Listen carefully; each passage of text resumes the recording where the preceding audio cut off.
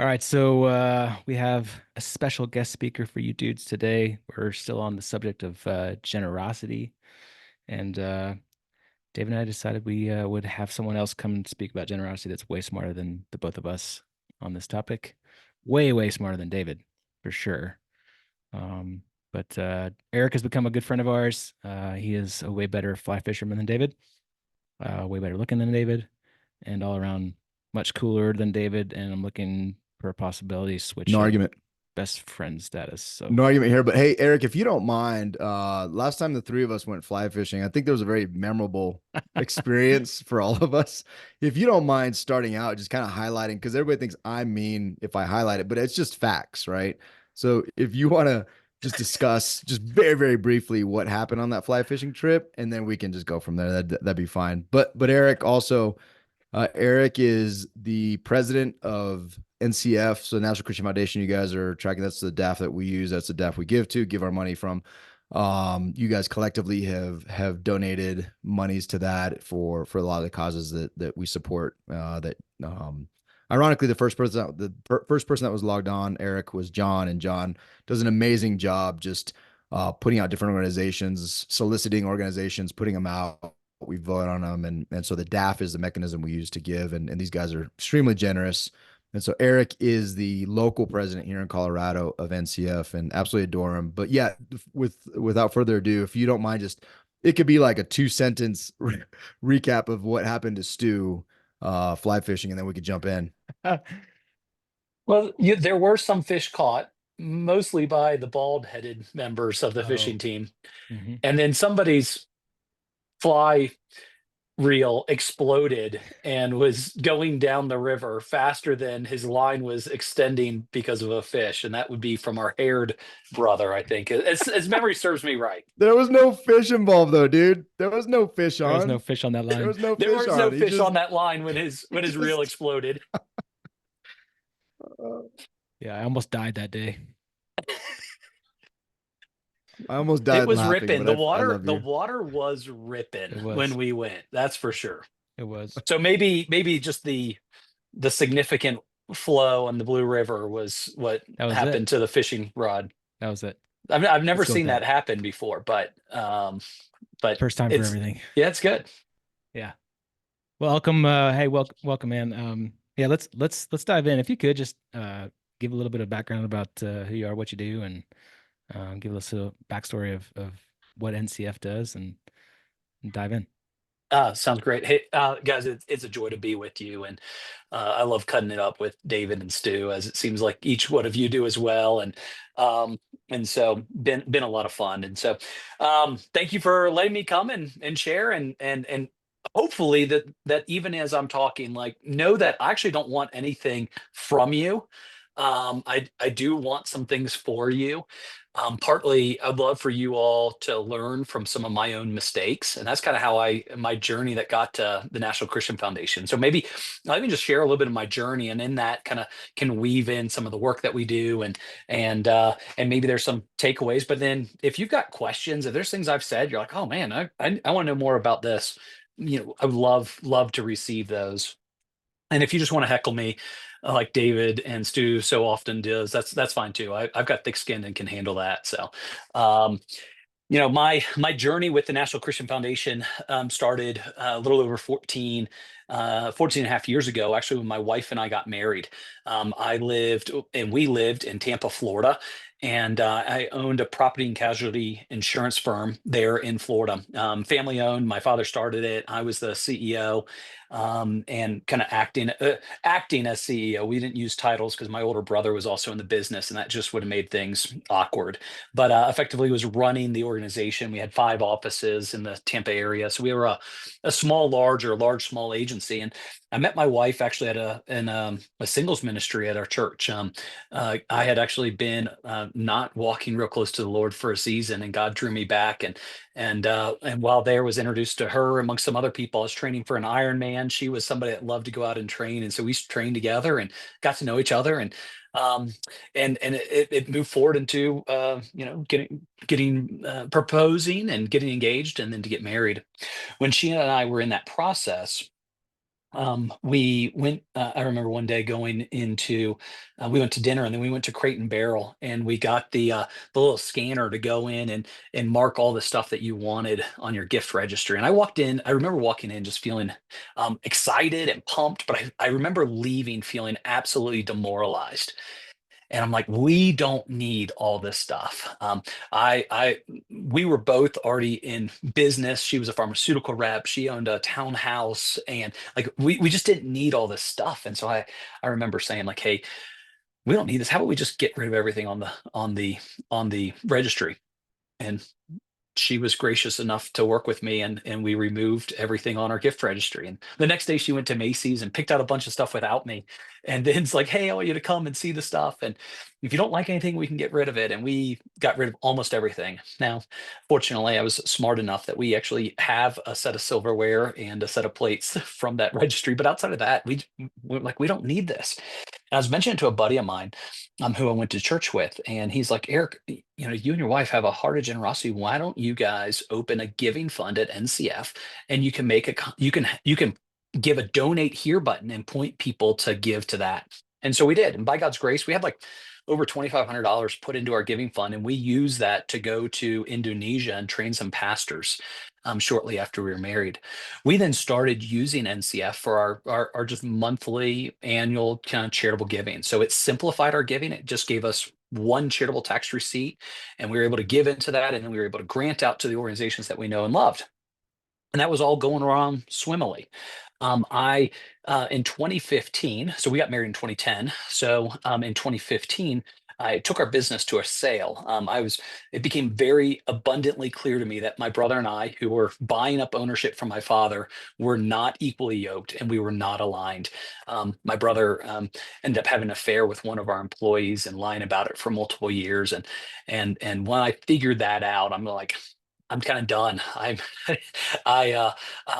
was never passionate about that business anyways. I was passionate about being a business owner and an entrepreneur, not that business in itself.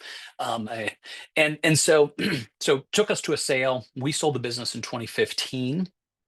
And first bite of the apple, got a larger you know, payday from that sale, and made a contribution into our giving fund so we could save those funds. We could get a deduction, we could save those funds and dedicate them for charitable purposes. I figured if they stayed in my account, there's a good chance that I would spend them. And so it was a way to dedicate those funds for charitable purposes. Had a 2-year earnout, and and got a second bite of the apple that flowed in as well. During that time, I realized I wasn't going to stay there long term, so I actually started a real estate business. So I think not all of you, many of you are involved in real estate, from what I understand. And so, I was right there along with you. And um, but I was getting to know the NCF people better because of that larger gift. We also bought our house. We bought a house in Colorado during that time. And we first as a business write-off to write off our travel here with the hopes to one day land, but didn't know what that looked like. I kind of thought I'd build up this real estate business in Florida, and then again, and maybe have a team in Florida and have a team in Colorado, and kind of back and forth it over a period of time. And we kept going and doing about our giving and stuff like that through NCF. But because of that larger gift into our fund, we got to know the folks at NCF better. And one of them came to me, and they were looking for a new president for the National Christian Foundation for the Rocky Mountain region out here in Colorado. And he said to me, he said, "Hey, Eric, you and your wife Jackie have a heart of generosity, of the gospel and missions, but you made a ton of giving mistakes. Why don't you move out to Colorado, where we're looking for a new president, and tell their people not to make your same mistakes?" And and by that, what he meant was, what I could have done was steward our resources in such a way that I could have actually given way more by using those assets, right? 90% of our wealth, roughly, here in the US, is wrapped up in the things that we own. And those of us that are generous, we're doing our giving and our living out of that 10% of cash that's available. And so what we can do at NCF, and what we love to do, is look at that balance sheet and say, like, how do we mobilize these resources in such a way that we can actually reduce our taxes and be more generous? How can we give out of the 90% as opposed to the 10%. And so I didn't take too much offense from it. I didn't blame them too much for not talking to me. I'm sure they actually talked with me several times. This is one of those things that, you have to hear it 5, 6, 7 times before it like locks in your mind. You're like, oh, like I should really look at this. And so started down the process, and NCF in their kindness actually extended an offer for me to join the team. So my wife and I and family, we moved out here in 2018 full time. And I've had the joy of coming alongside many, many, many families and say that same thing, like learn from my mistake. Like we could have given so much more had we gifted prior to a sale or even out of just the asset itself. So one of the things that we owned, as many of you might own, was commercial real estate. We actually owned the office building that our business was in. We held that in a separate LLC, and that would have been a beautiful charitable gift. So real estate gifts are single-handedly probably one of the most leveraged complex asset gifts out there. And so, and how? So let's just unpack that a little bit. And I love to kind of use some stories and illustrate some of the work that NCF does. Um, and so I'll talk about that in just a second. I'll come back and talk about the how for even our commercial real estate. But let me give you just a little bit more overview of NCF at this stage. So even as we were investigating, should we join NCF, we really got to know them more. NCF's whole mission and vision really aligns so much with my own heart and passion, which was so awesome. So NCF's mission vision, we long to see each person reach and restored by the love of Christ. We do that by mobilizing resources and inspiring biblical generosity. We don't have an ask involved. I'm not. We are a nonprofit. We're actually the fifth or sixth largest nonprofit in the country, but we don't have an ask involved. We're not hitting people up for things. We just act as a multiplier of generosity and efficiencies. And so NCF was founded over 43 years ago. Givers through NCF, as many of you participated in the Kinetic Man's that giving fund, we've helped mobilize over $20 billion to over 90,000 nonprofits. NCF will allow people to grant to any 501c3 or recognized charity as long as it's not antithetical to an orthodox view of Christianity. If it's innocuous, no problem. So if you want to give to Wounded Warrior or American Heart Association, have at it. But NCF is going to deny a grant that goes to things like Planned Parenthood or things like that. Okay. Last year, givers through NCF gave $2.3 billion to over 34,000 different nonprofits. So we just sit here and we act as this mobilizer of these resources in really tax efficient ways. Yeah, we have offices across country. We have about 32 offices. We're serving about 180 communities across country. So not knowing where everybody is, I think from what I understand, a majority of you are here in Colorado, but maybe not all of you.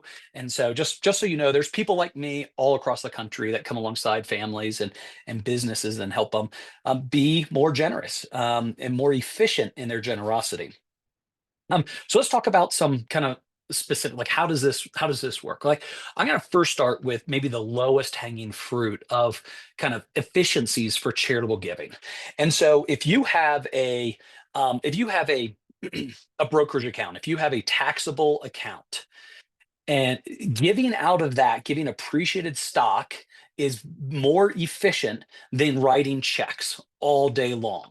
Okay, so let's illustrate that. So, if you wanted to give your local church and some other folks, or your Young Life friends, or whoever, let's say you want to give them $10,000 this year, instead of writing checks post tax that go into your giving fund, if you have appreciated stocks, that's far better. So let's say you have right now, actually, Bitcoin's soaring. Actually, I was just looking at it. So let's say you have some Bitcoin, and you purchased it when it was in the 40s, and now today, I think this morning I saw it's over 71,000. Right, highly appreciated. If you've held that for longer than 1 year, by gifting that asset, you're gonna get several benefits. So you get the first benefit when you gift that asset. So Bitcoin, you could say Tesla, you could say whatever you want. Um, but when it's appreciated, you get the benefit of the fair market value of that stock at the time of the gift. And so if I was to gift Bitcoin today, it's valued at $71,000. That I get the deduction based off of that value as of right now. Now, hopefully, I bought this back when it was at $35,000 over a year ago. What I'm doing by gifting that Bitcoin is I'm avoiding paying any capital gains on from that 30 to that $70,000. I'm avoiding $40,000 worth of capital gains in this scenario. So I get the full deduction. I don't realize any of that is income either. So not only am I avoiding cap gain, I'm also avoiding paying ordinary income on that. NCF will take and liquidate those stocks and put that as cash in your giving fund, where at that point you can then give it to whatever 501c3 or recognized charity you want, or you can even invest that. You can invest that in multiple manners. You can invest it in, we have multiple faith-driven investment pool options. You can also do impact investing and direct investing through your DAF into kingdom-minded organizations that have some type of triple bottom line, not only a financial, maybe not only a social, but also a spiritual kind of bottom line to it. And so you could take the same idea, so just the simplicity of using stock, you could take that and apply that to real estate. You can apply that to business interest as well. And so, so maybe a couple illustrations of that real quick, and then hopefully that spurred some ideas and some conversations and some questions, and we can chat about that, or I can. I talk for a living, so I can keep talking. So. But let me first illustrate a real estate scenario. So and every person that I even reference their name or things like that have given me the approval to share these. We actually believe in confidentiality of givers and things like that. But these people have said, yes, please feel free to share my story as well, because I want other people to learn from us as well. And so there's a guy named Mike and Eileen. They live in Grand Junction, Colorado. They owned a medical practice, and he sold the medical practice, and he then got connected to us through his financial advisor. And it was like, hey, you're already under contract. It's actually too late to make a charitable gift. And that's an important thing I want you all to hear. There is a timing to doing these gifts. And if you have the timing wrong, you can not only not get the charitable deductions, you can get significant penalties. So it's really, really important on the timing of gifts. And so if you're even thinking about this, or you have a friend that you're thinking about, like, holy smokes, I know this guy is super generous, and he's getting ready to sell his business, you don't want to wait until somebody's under a binding letter of intent. Once it's binding, you cannot make a charitable gift of an asset. Okay. The IRS considers that when you have right to income, they will actually attach a 200% penalty towards that gift, something that we are going to help you stay far, far, far away from. But if you got, so the Whites, they already had their business under contract. And so it is too late for them to make a gift of their medical practice. So I asked him, I said, hey, what else has God entrusted into your stewardship? And he says, well, we also own the building, and our plan is going to be to sell the building as well down the road here. And so said, hey, that's a great asset. What's your building worth? The building was worth about $1.4 million. They actually were able to, through the sale of the business, actually pay off the rest of the debt. And so it was actually debt free. And so we looked at it and said, hey, you could gift a percentage of your building to NCF and get a great deduction. And they actually decided to give 100% of the building to NCF. They gave that to NCF. They got a $1.4 million deduction that they could use to offset the income from the sale of the business. It's a big lumpy year. Okay. They are able to use up to 30% of that deduction in a single year, and then it has a 5-year carry forward. For those of you who are more tax nutty on this thing, just so you know, we can get into the nuance of this as much as you want, but it had a carryover of that deduction for 5 years that they could continue to use up. And so a smart seller is going to make sure that they have, if they have earnouts or some other like lumpy times, that those fit within that 5-year carry forward. And so just another little tip if you're ever thinking about selling stuff and doing some gifts. And so they got a $1.4 million deduction that year. And then literally about a month later, they got it on the market, the building on the market. NCF became 100% owner, but of their LLC, they still ran it as a manager of the LLC. And so they still made all the decisions on the hiring of a realtor, negotiating the contract. We wanted to see the contract once we were under contract to make sure it was right. And otherwise, we're like, hey, sounds great. They then sold the building for right at $1.4 million, actually. And the proceeds then flowed straight into their giving fund at NCF. So they have $1.4 million sitting in their giving fund. Huge offset from the sale of their business. And now they actually have this money that they're stewarding to give and to invest. And so you guys are, a bunch of you are real estate investors from what I understand as well. And so let me talk to you about what they did next. They then, as investors and stewards of these resources, they said, hey, we're really burdened the fact that here in Grand Junction, there is actually they had a couple daughters that were in dance. They were ballet or that type of stuff. I don't know exactly, but Christian dance. But there's no Christian dance studios down in Grand Junction. And there's also a lack of like event space down there. And they're like, we also know two churches that are looking for space and they can't find a space. And so what we were thinking about doing is like, is there a way that we could use these charitable funds, this $1.4 million, to actually invest in a property? And said, yeah, actually, it's something that we do all day long for folks. And so what they did is they formed another LLC and they purchased the Indian motorcycle dealership down in Grand Junction. They gave themselves from their charitable dollars through something called the Impact Foundation, which is a subsidiary that NCF started. They gave themselves a loan that they using their charitable capital to purchase that building. This is now revenue positive. They have the dance studio, they have two churches and event center there. That is paying the debt service, which is their own debt service effectively of their charitable dollars. And so they now are paying off that loan note. And down the road, once they've paid off that loan, they're actually considering gifting that LLC to NCF again. And this time we will hold it for a long period of time. We can also hold an asset. Unlike other donor advised fund platforms, actually, we don't mind holding assets. And so we can hold that asset, and then revenue after expenses will then flow into the giving fund, creating liquidity that they can then give away and or make more investments. So that's a pretty cool real estate kind of centric story. And maybe I pause real right quick there. on that, Eric. Yeah. I'm curious. What is this? How is the loan structured at that point? So is it like a note? Is it, a simple interest? Like how is that structured, and who does the work to structure that? Yeah. Actually, incredible amounts of flexibility in what those look like. So this one, they did just a simple debt note with actually pref terms. And so I think they loaned it to themselves at like 5% interest rate. And on like a 10-year note with no payments for like 6 months as well, because they knew they had some construction costs and some stuff like that involved in it. And so you actually, the investor gets to choose effectively how they want to make the investment with these organizations. And so for them, they're investing in their own LLC. And so they could set it up. They could say it market rate. They could say it below market rate. They could set it as equity as opposed to debt.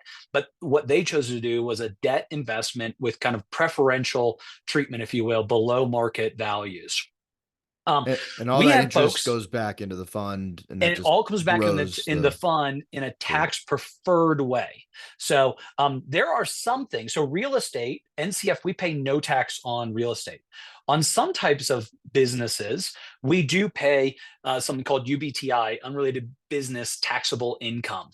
But statutorily, our tax rate is 60% lower than that of the giver, if not even more. But at a bare minimum, we're 60% lower. And so actually NCF happens to be the largest UBIT payer in the entire country. We're the highest charitable taxpayer across the entire country.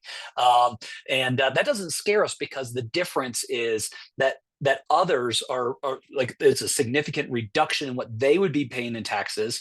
And so instead of those dollars going to the IRS, it's going to their favorite charities. So David, that was a great question. Other questions that have already surfaced, maybe on these two examples, one just simple stock and real estate, before I even talk about business interest gifts. Stephen Bump had a question, or I'm sorry, Stephen Heptig. What was your question? You Yeah, posted in my chat. question was just you had mentioned that like say you throw Tesla or Bitcoin in the DAF that you guys will liquidate it and then put it in the cash account. Yep. Can you gift things and not liquidate it? Let it appreciate? Yes, but primarily if it's publicly traded stock, we will usually always kind of liquidate it within a 24-hour business time to liquidate. There are certain occasions where it makes sense to hold it, but we usually want to have almost like an option and know like, hey, is there a trigger that we're looking for? So we have a giver who um a guy named Dell, and Dell through some of his business acquisitions and things like that had like $10 million worth of, it's just like a 10 million units of this like penny stock. um and he's like, hey, I kind of need the deduction, and I know there's some real good goings on. It's actually in the energy field. And he's like, this right now is at like 4 or 5 cents. But I know it's going to be at 20 cents here in the next 6 months. And so I really need to capture a deduction right now. And I'm willing to take the deduction at that 4 or 5 cent value. And I'm wanting you to hold it until such a point that it hits that 20.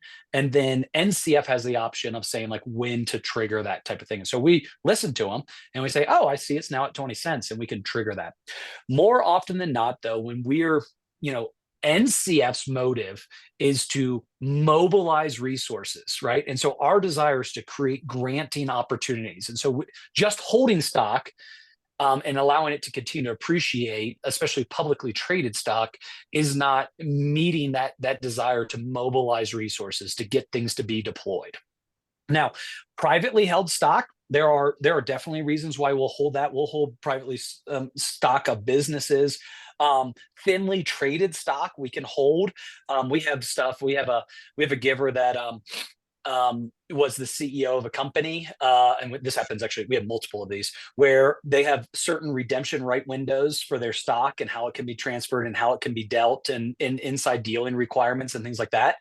Those are occasions that we commonly will hold that stock until redemption windows open, and then it's like, okay, hey, you have 48 hours to transact. Sometimes we have to transact on the London's market versus the U.S. market and things like that, and we can and do all those things. But more often than not, if it is a publicly traded stock, we will receive it and liquidate it to be able to give you liquidity to be able to grant or invest those dollars. Now you can go. Now this is something that's Stephen, you bring up a good question that you didn't ask, but I still want to address it for some of you, and that might be for you. Do you know the washing rules? Anybody know the washing rules on stock? Okay. So here's a beautiful thing. When you gift a stock to NCF, there are no wash rules. And so you actually are releasing ownership of that. And so you can go and rebuy that exact same stock the exact same day that you gift it to NCF to step up your basis on that. And so that's a beautiful thing that if you've like, hey, I've been in NVIDIA, and NVIDIA's been just killing it, and I'm bullish on thinking that they're going to continue to be killing it, right? With the microchips, and so I'm going to gift it. And actually, that's what Jackie and I just did. We just actually gifted a good bit of NVIDIA stock to NCF, and then immediately my financial advisor rebought the same day. It's got to step up in basis, and we're restarting the clock, and so we're expecting that to continue to grow. And I'm not providing stock advice, guys, just so you know, but or taxable advice. And we expect it to continue to grow, and then we'll gift that again. So yeah, long answer. Sorry, Steve. Can I ask another follow-up question to that? Please. Would you say then, and I don't think this is good or bad, I'm just curious, would you say then that like NCF's goals do not align with the idea of creating your own foundation? No, I would not say that. Um, I would not say that. Our goal is to mobilize resources. And so we have families that definitely are looking for a legacy plan. They're looking for long-term kind of growth and giving out of the proceeds and things like that. As a whole, givers through NCF are far more active with their giving than what you normally see in a private foundation, right? Private foundation rules require a 5% distribution on the on the proceeds of investments and things like that on an annual year. There are no requirements in the donor advised fund world, interestingly enough, but historically, across the entire industry, the rates of giving out of a donor advised fund are more like 19 to 20% on an annual basis. At NCF, it's closer to like 74 to 80%. But especially when we talk about these asset-based gifts, we talk about large liquidity events, those are usually viewed a lot different from folks. So for me, who's just doing some stock giving today, most of that stock giving comes in and it goes out in a pretty quick period of time, maybe a year or 2 years on the max side of things. But when you gift a business, you give real estate, you give other kind of lumpy type of things, these could be multiple years worth of giving. This could be something that people view as, you know, giving for the next generation as well. And so we definitely have folks that do that and use us for multi-generational even giving and legacy giving. Stephen, also there's we can go into like, this is maybe a 101 on charitable giving and giving vehicles. We could go into a 201 or a 301 class where I explain, actually, there's other structures out there that NCF is the largest provider of. There's something called a supporting organization. So if you're familiar with a private foundation and you're familiar with a donor advised fund, donor advised funds are like a charitable checking account. Very easy to open and create. Takes about 2 minutes to open a giving fund. Takes about 6 to 9 months to open a private foundation. Costs $10,000 to $15,000 for most private foundations to be up and run. The cost for a donor advised fund is absolutely negligible. Minimums to start.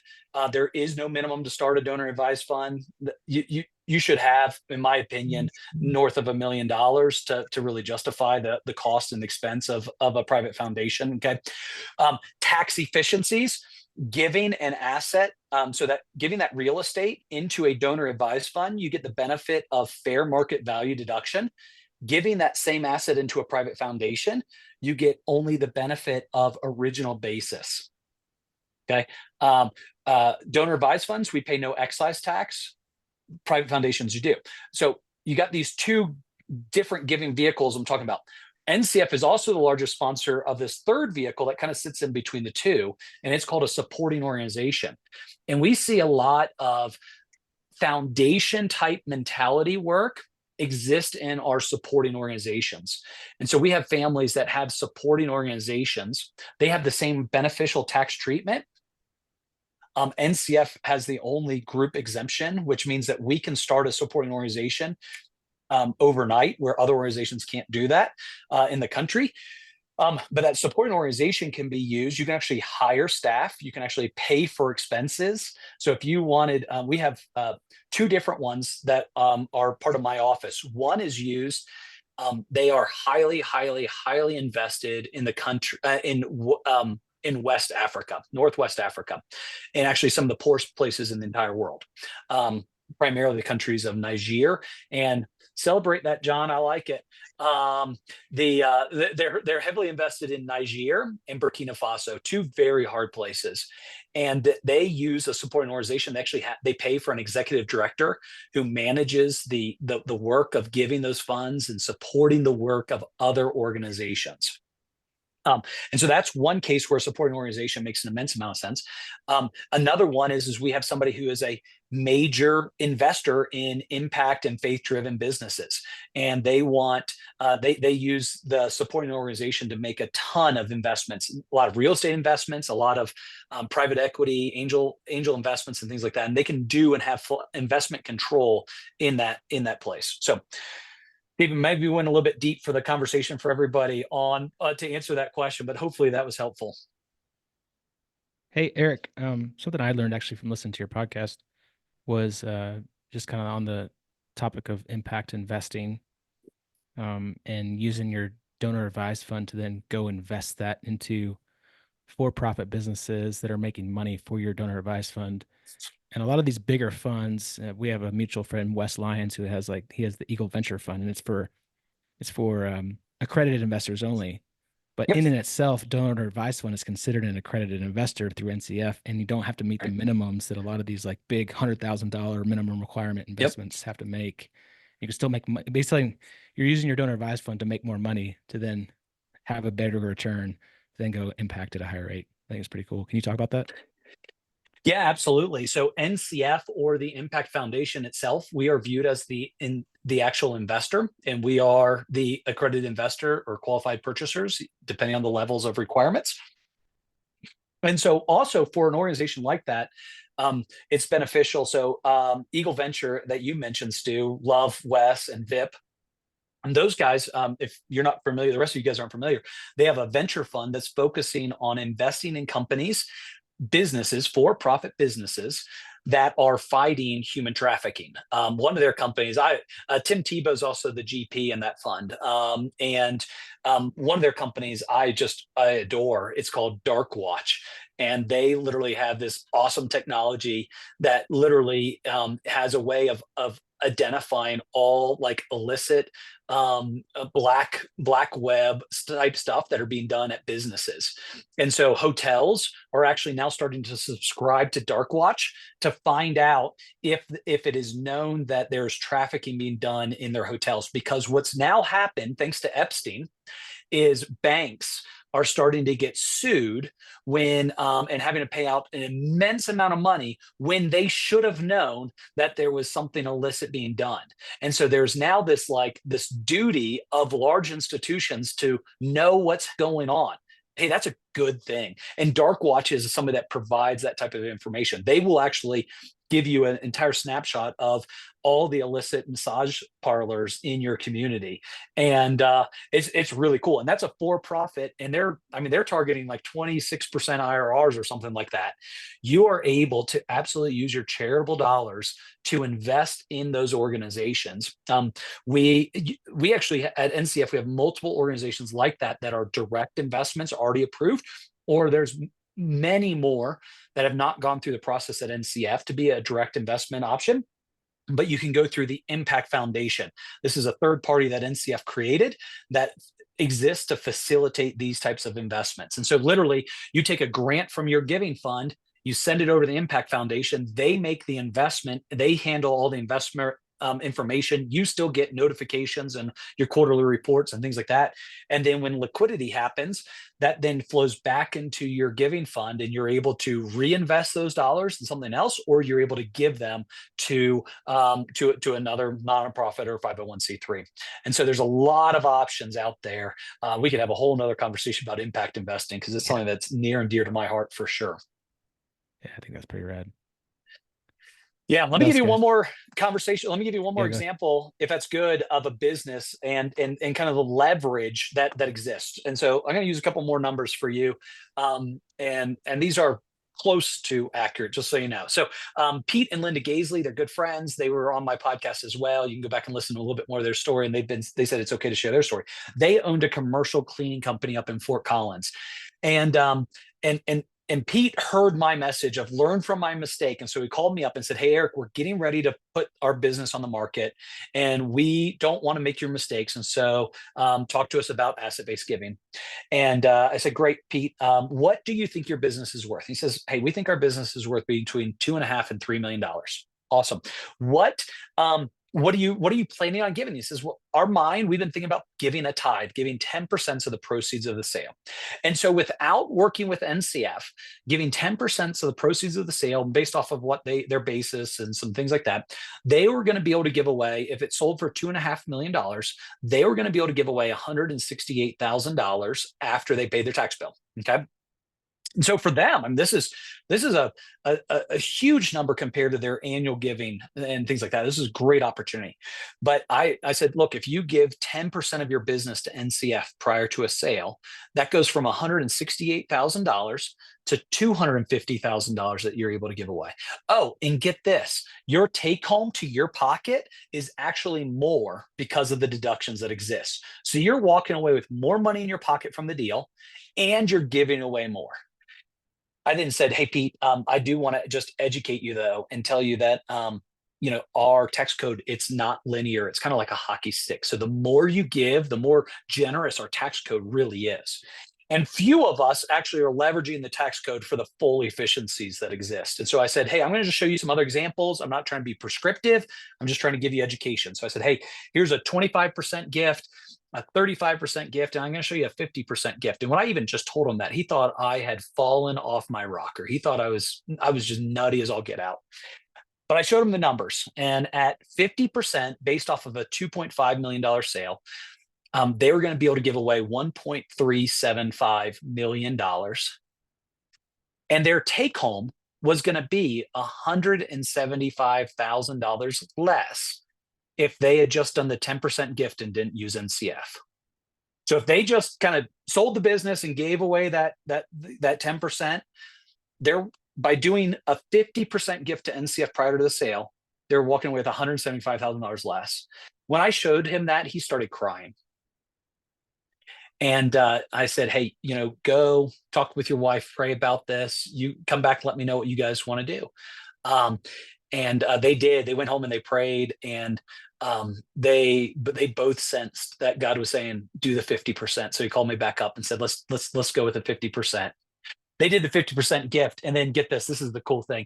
Business then got on the market and sold. I'm not saying this happens every time, right? Like, just want to be very clear, but that business sold for the $3 million mark.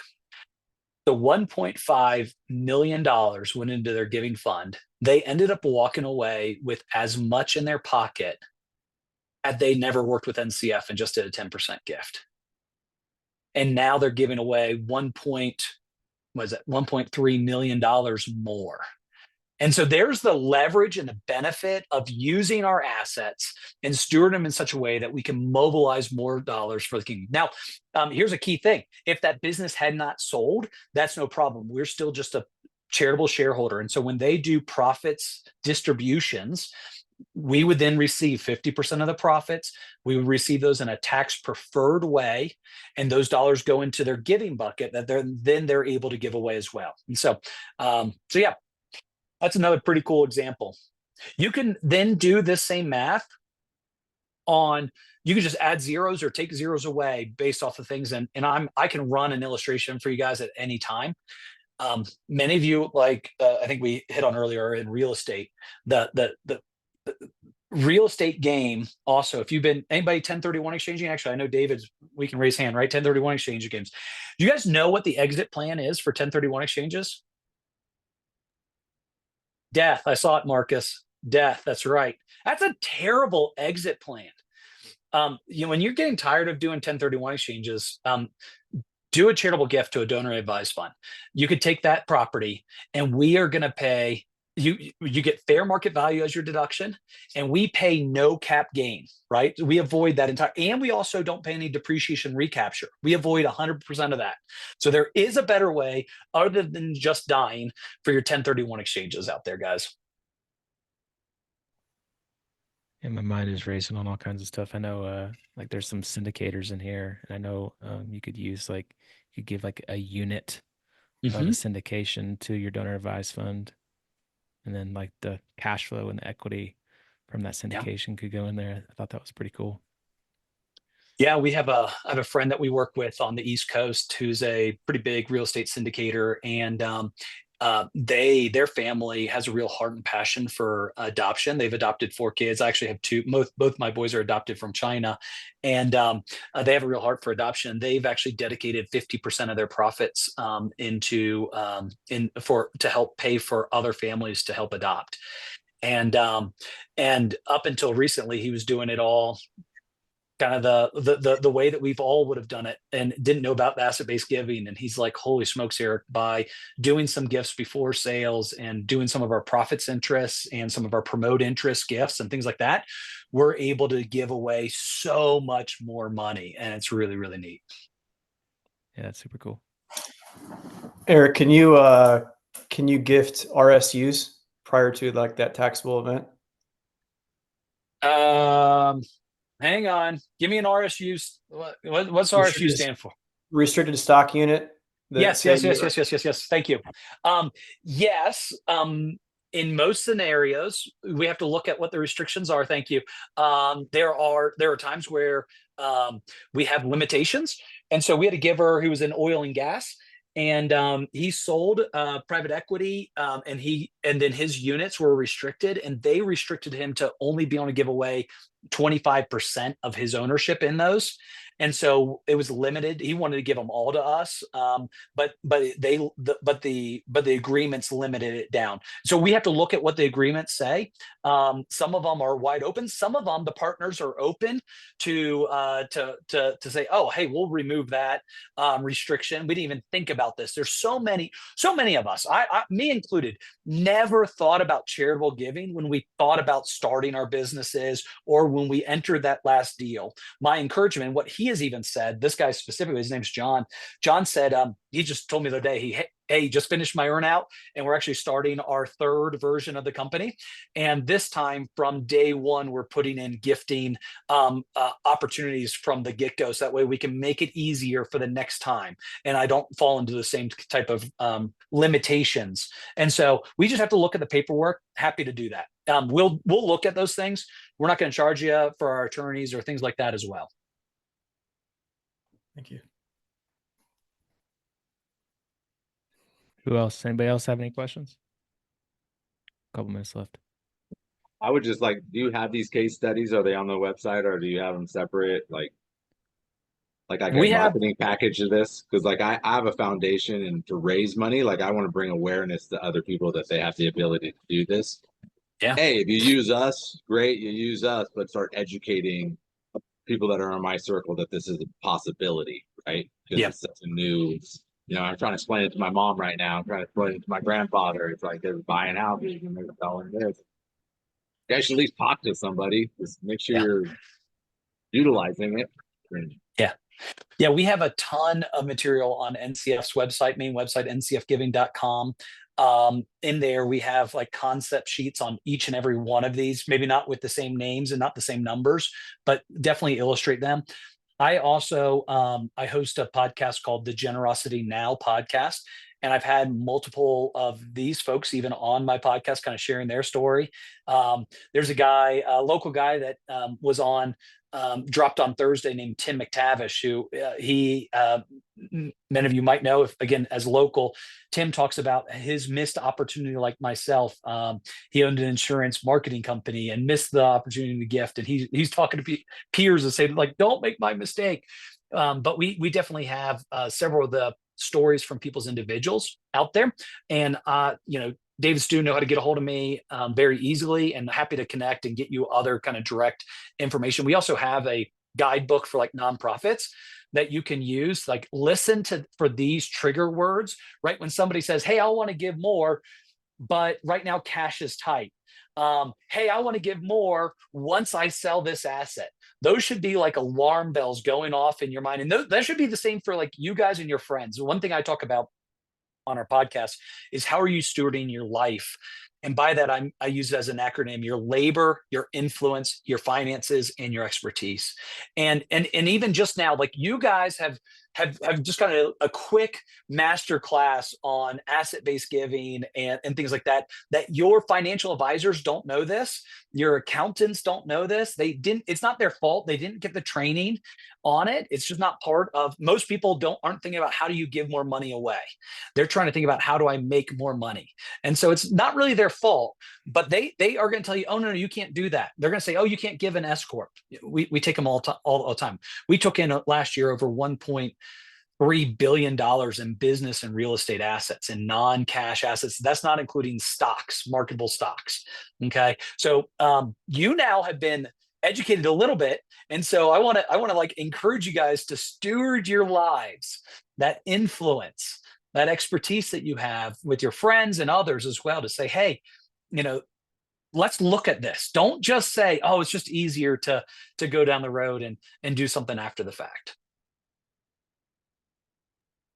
Yeah, David and I, we could have we could have done our stewarding way better with all the real estate and flips, because we were doing the same thing, Eric. We were doing 10% after tax of every single deal that we did within our real estate stuff. Like, if we'd have just given ownership beforehand, like it would have Yeah.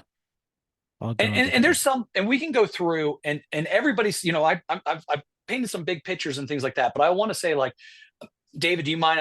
David and I talked about some stuff that he had going on, and one of them is debt affects these deals too. Okay, and percentage of debt, and so I don't want to scare you away, because I know in this business we're going to leverage debt in a way and things like that, and so. I don't want you to think, oh, I don't even need to have a conversation, because, like, let's have a conversation real quick. But a general rule of thumb for real estate, if there is more than 60% leverage on an asset, it is not likely a good charitable gift. If it's between 60 and 40, so I'd call that a red light. If it's 60 to 40% of debt, that's kind of like a yellow light, right? It might be good. Like, we need to really look at it and check kind of like your overall giving plans.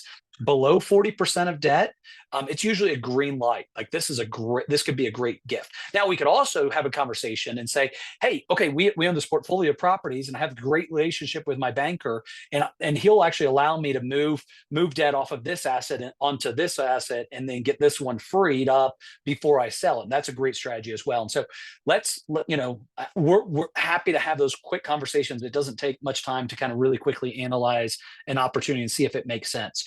So, Stu, yeah, absolutely. Like, but let's look at these opportunities and say, hey, this one doesn't make sense, but this one does make a lot of sense. Let's look at this. Yeah, I love that, man.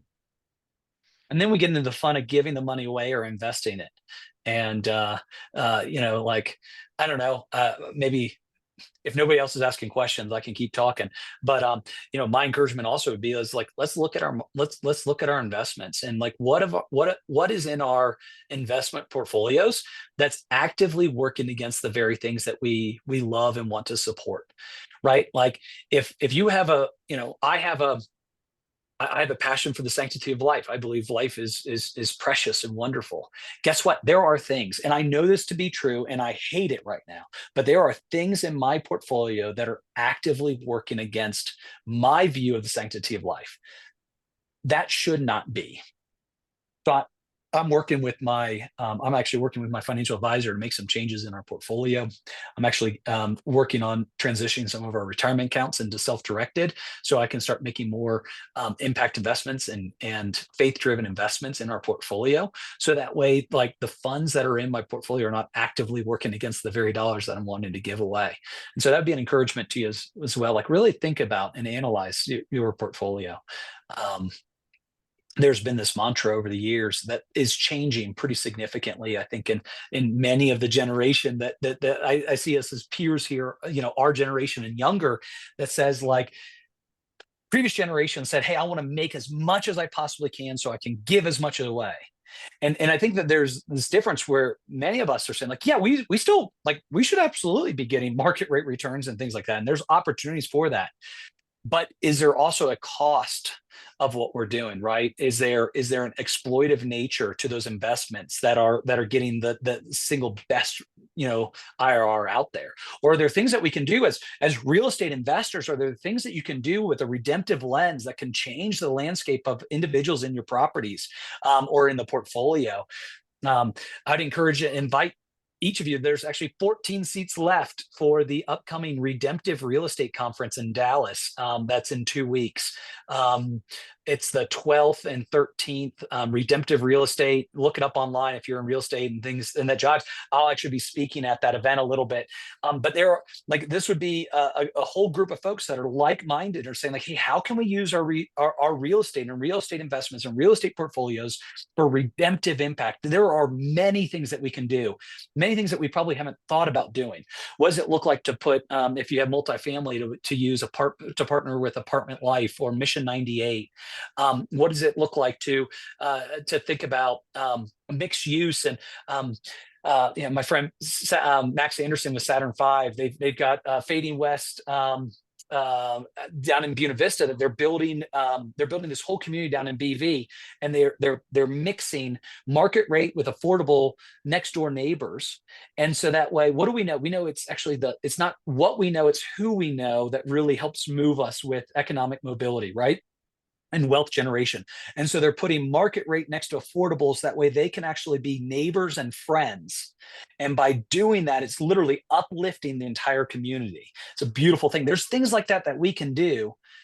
And so my encouragement for you real estate people to be thinking about those things. So be men of action, right? Let's be kinetic. That's right. All right. I'm going to shut my mouth now. This is good, man. I know it's got my brain stirring. I know it's got some other guys in here. I'm excited.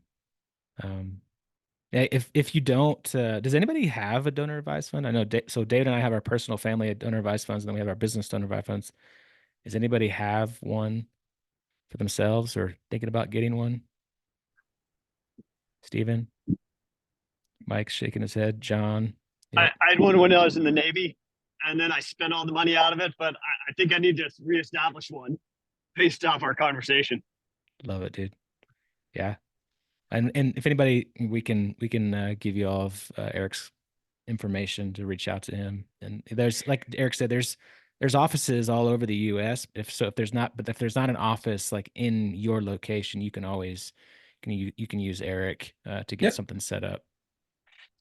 And guys, even if you don't have a spot right now for some of this asset-based giving or things like that, like gifting through a giving fund, a donor advised fund, will simplify your giving, right? So if you're giving to 5 or more organizations, just do it through a giving fund, because you'll have one charitable tax receipt that you have to track, as opposed to tracking them down for all of them. Okay. You also have the ability to grant anonymously. So you can hit an anonymous button if you wanted to. So let's say you had a larger gift and you wanted to give it to your church, but you didn't want them to know about that it's from you. You just hit that grant anonymously button, and that's going to send it that way. It'll literally just come from NCF. And so there's a few things that can simplify your giving as well. If you're giving to less than 5 organizations and you don't care about anonymity, and you don't want to look at asset-based giving, like, okay, great. Like, you probably don't need to have a giving fund, just to be clear. But if those other things are true, I would encourage you, we can have a quick conversation. Yeah. And there's other organizations out there that do this as well. I mean, just full candor. I mean, there are other good organizations. They don't have the same information. They don't have the same expertise as it relates to asset-based giving. And they don't also have, many of them don't have the same values alignment, but there's others out there too. Good stuff. David, do you have anything else smart to say? Russ, the answer's no. Get your organization registered with NCF.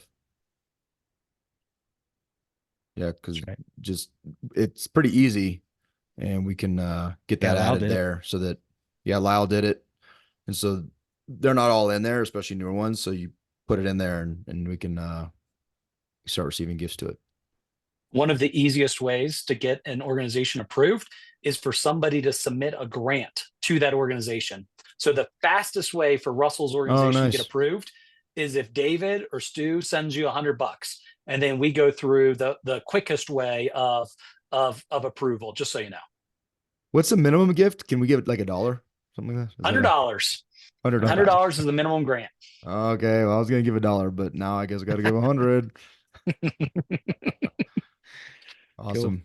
Cool. Well, it's good info, man. Thank you. It's varsity level stuff that I think really we just wanted to give you guys a taste of what's out there, and like the possibility of thinking bigger than, especially that when I heard that example of both the folks that reinvested in their future businesses, but also the 50% gift that yielded effectively the same amount as a 10% gift, like that blew my mind. So I think we got generous dudes in here, and just these are just tools to maximize your heart, which I think is pretty dope. Right. That's right. Super dope. Hey, blessings, guys. It's been a joy to be with you. Thanks, Eric. Appreciate you, buddy. Thank you, Eric. Appreciate it. Thanks, fellas. Love you, dudes. Thanks, guys. Love you guys. See ya. Eric, there was something